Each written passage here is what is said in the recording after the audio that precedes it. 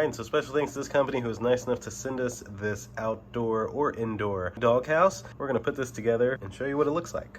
All right, so we have opened up our doghouse. There's a bunch of pieces here. It comes with some nice gloves, and we have the rest of the pieces here with all of the screws and everything else you need laid out on our table. Now we're setting this up outside because if we set it up inside, we would not be able to get it outside. We got the bottom part together, our instructions laid out. This is what it looks like all together. It is coming together nicely.